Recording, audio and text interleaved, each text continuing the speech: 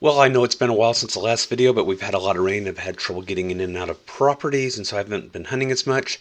This property landowner called. Hogs had hit him the previous night. He'd run a harrow over the field to mat down some of the rooting, and I showed up, and storms were headed in. I got a nice call from the landowner saying, hey, if the storms get too bad, we've got a storm shelter. Just come inside the house.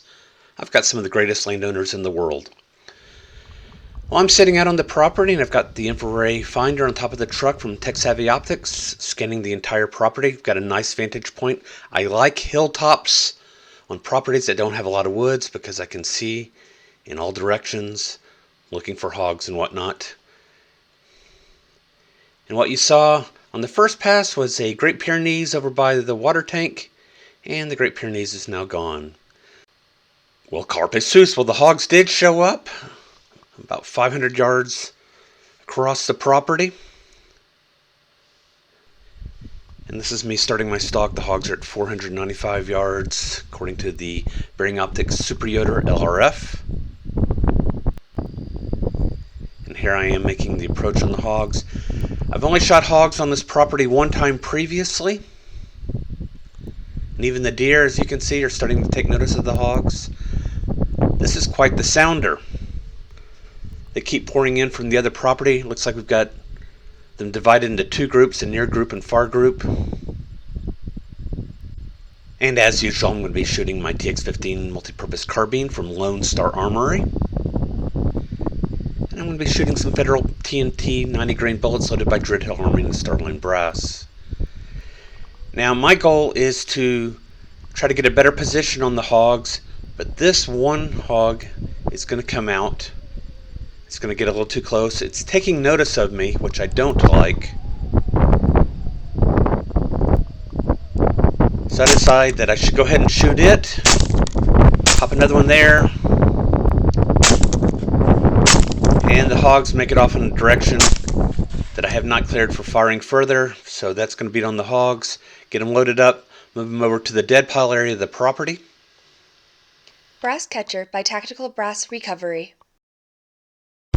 And I came away with two sows, 150 pounds and 125 pounds, neither of which were pregnant. Eventually we had a break in the rain for a couple of days, and I got a chance to go to the range and sight in some Sierra Game King bullets loaded by Dreadhill Armory and Starline Brass, coming in at about 2,546 feet per second on average.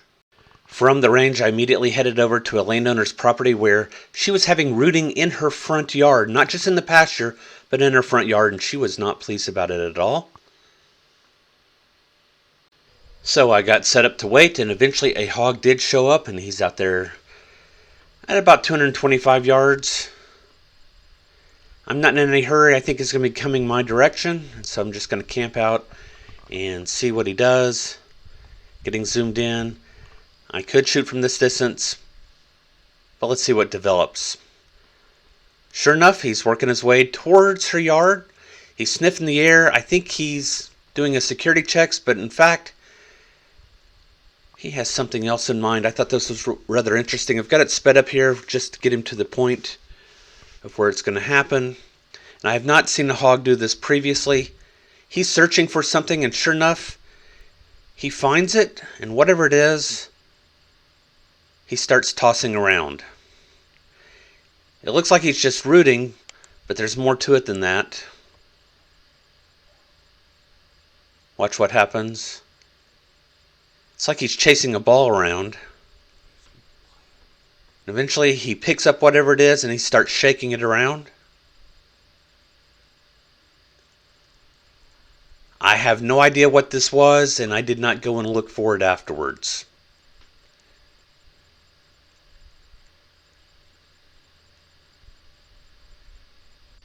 At this point, he's out there at about 200 yards, and I'm not in a hurry to shoot him simply because he's moving around so much. I would like him to be a little bit more steady for a shot at this distance. That might have been a good opportunity right there, and I didn't take it.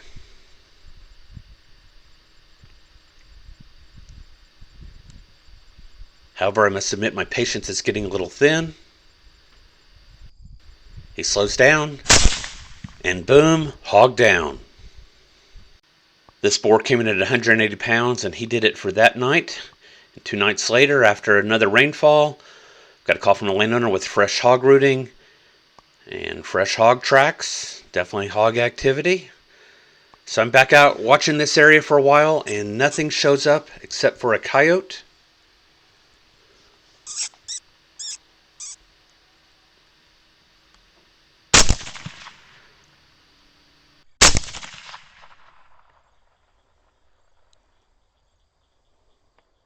And the coyote's down at 130 yards.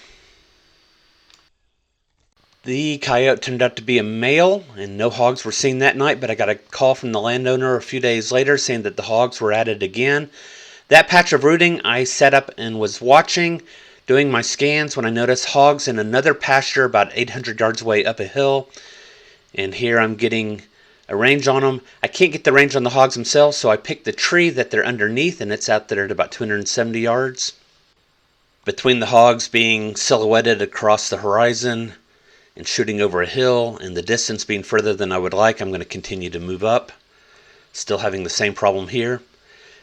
Now, during the course of events of this video, one of my landowners in this area reported a total of about 12 inches of rain. I think he said it was 12.5 inches of rain. That's a lot of rain for the time period, and all these fields are still soggy. Even up here on the hillside, which I would expect to be well drained, I'm running into muddy patches. I think there's seeps on the property, stuff that you don't necessarily want to be driving through without walking through it first.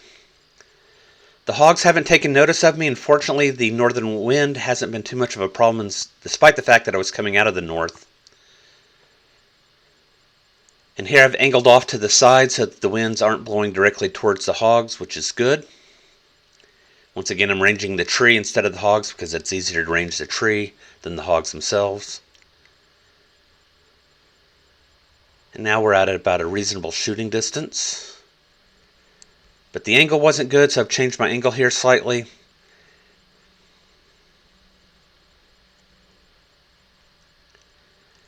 Trying to assess who's in the sounder, which ones are males, which ones are females. I've got a nice female in the front. At this point, I'm just biding my time, waiting to pick a target.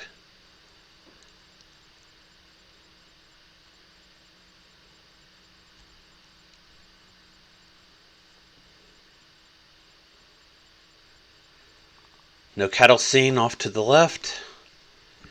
Getting squared away on the shooting sticks. Going to start with the female in front. Here we go. She goes down. She goes down. 2 quick shots, too quick to hit. I settle it properly and drop that one. And that sounded like a hit, but I think that was in the ground. And the hogs are getting into where a bull was earlier, so I don't shoot at them. I come away with 3 hogs. The first one shot is a black one in the middle, was a sow coming in at 150 pounds with 3 on board. The second one was a 190-pound sow with 7 on board. And the last hog shot was a 100-pound boar. Well, the rains have been holding off and the fields are drying out, and Ben and I will be back at it tonight, and hopefully we'll get some good necropsy information on the Sierra Game King ammunition that I've been trying out.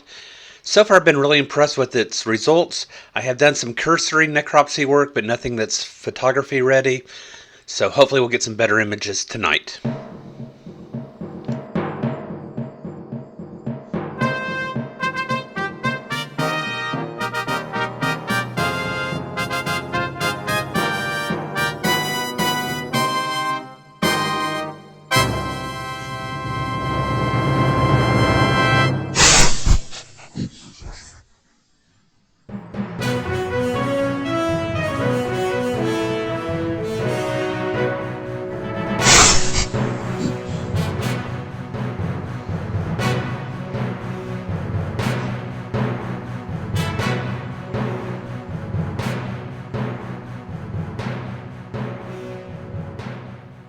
Carpe sus, my friend.